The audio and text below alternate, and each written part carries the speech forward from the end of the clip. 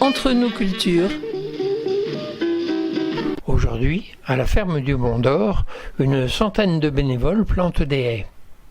Et quelle est donc la fonction de ces haies ? Alors ces haies, elles ont plusieurs fonctions, c'est-à-dire qu'on essaye de les mettre en place à la fois pour le paysage, mais aussi pour répondre à des logiques d'accueil d'auxiliaires de culture.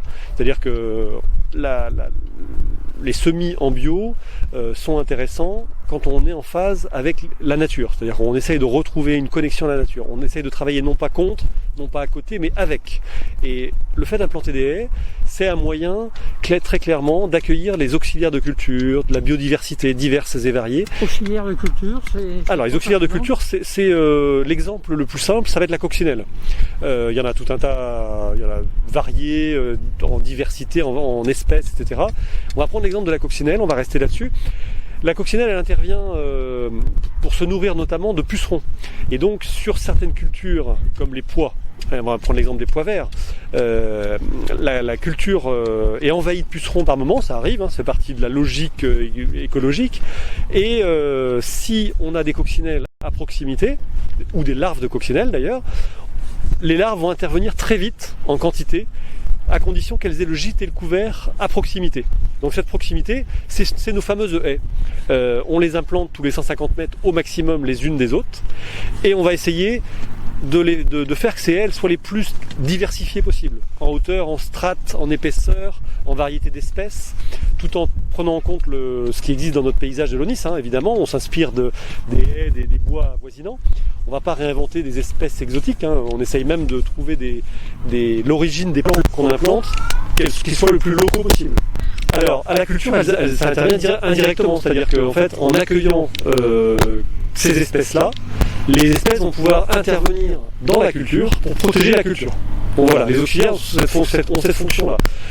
La haie a une fonction aussi de limiter l'érosion éolienne. On voit bien qu'avec le vent, quand on travaille un peu le sol, on a une érosion progressive. Donc le sol s'en va, la partie qui nous intéresse peut partir. Là, on essaie de mettre des couverts, on essaie d'implanter les cultures le plus longtemps possible dans la saison. Mais comme vous voyez, dans cette parcelle-là, on va pas tarder à semer de la lentille. Et aujourd'hui, on peut avoir une érosion éolienne, ou même avec l'eau. Et la haie intervient positivement pour retenir le sol, pour limiter cette érosion. Votre père exploitait cette ferme avant vous. Et que dit-il de cette nouvelle manière de cultiver ? Alors mon père est satisfait complètement de la dynamique dans laquelle on s'inscrit. Lui, il a fait partie de la génération qui a intensifié beaucoup, qui a apporté beaucoup d'intrants, parce que c'était la logique dans laquelle il s'inscrivait, dans laquelle les coopératives s'inscrivaient, dans laquelle le crédit agricole, les chambres d'agriculture s'inscrivaient. Il fallait intensifier pour produire plus. Aujourd'hui, très clairement, on a pris conscience qu'il y a un certain nombre de choses qui étaient dans une forme d'exagération. On est allé trop loin dans le modèle. Et il y a non pas un retour en arrière, c'est pas à percevoir comme ça, mais une réorientation très forte pour prendre en compte cette biodiversité d'une part, une agriculture bio plus saine pour nos enfants et pour nous aujourd'hui. Et donc à partir de là, on réinvente des modèles en prenant en compte des savoir-faire qui existaient déjà. C'est-à-dire que la haie, le bocage était effectivement un savoir-faire qu'on a eu tendance à oublier. Et moi, en m'installant en 2010, ça faisait partie des motivations premières que de devenir paysan et de planter des haies. Merci à vous, alors, en tant que paysan, de remodeler ce paysage de l'Aunis. Merci à vous d'être venu planter avec nous. Merci.